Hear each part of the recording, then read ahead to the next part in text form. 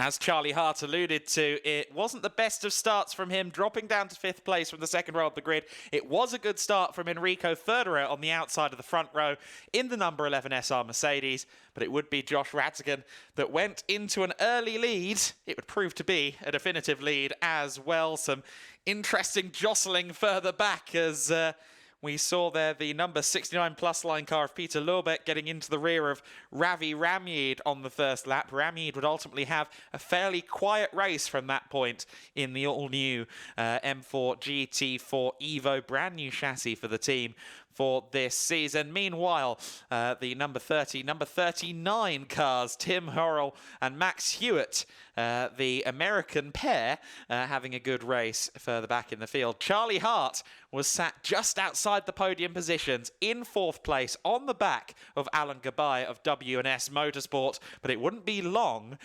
before he found his way through. It was a good 10 minutes, though, of Alan Gabay working very hard to keep Charlie Hart at bay. Hart would get a good run at one point out of Gancho and indeed through turn 12 at the S's.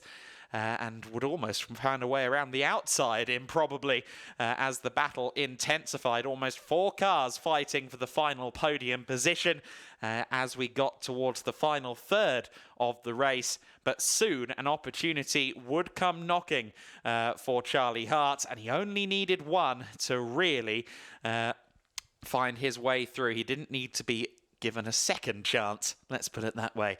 You can see them there using the limits, using the extremes of the circuit to try and find the pace. And there was Charlie Hart through into 3rd position.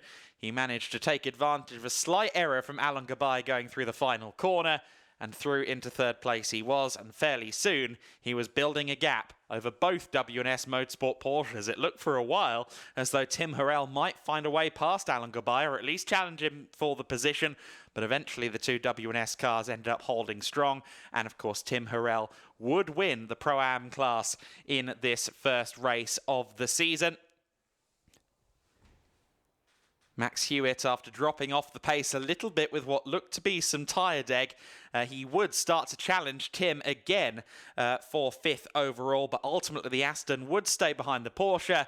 And meanwhile, much to everyone's almost surprise because he was so far ahead and we saw so little of him, Joshua Ratigan crossed the line to win. Forgotten perhaps a little bit at the front, 15 seconds clear and dominating the first GT4 Winter Series race of the year, handing the baton tomorrow to Mackenzie Cresswell, who certainly has quite the act to follow.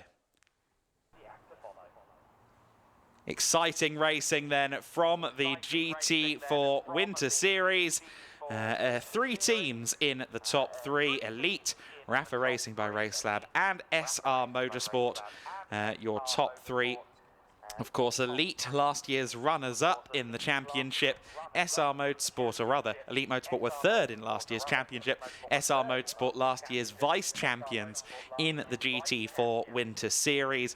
Last year's champions for Setti Motorsport, of course, with their Aston Martin. So we know Aston Martins can be strong here in the GT4 Winter Series. We've seen that happen before.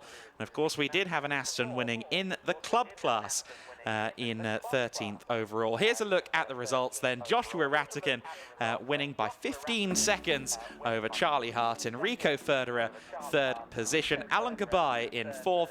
Tim Hurrell in 5th place. 6th position, Max Hewitt. Ravi Ramyid in the Invitational class car in 7th. Of course, Tim Hurrell winning in Pro-Am. Mikael Sander, 8th overall and winning in Cayman Trophy ahead of Peter Lurbeck. Those two were having a bit of a dice towards the end, of course. Mark Ellman rounding out the overall top 10 and the podium in Pro-Am. Joachim Bulting in 11th place for the Plus Line Racing team. He wins in the Am class. Willi Kuhne in 12th place and Thilo Goss, as we alluded to, winning in the club class in the BWT Muka Motorsport car. That car branded in the rather wonderful business of Thilo Goss. He is a music technician by trade, and Enrique Oliveira finishing 2nd in club and 14th overall.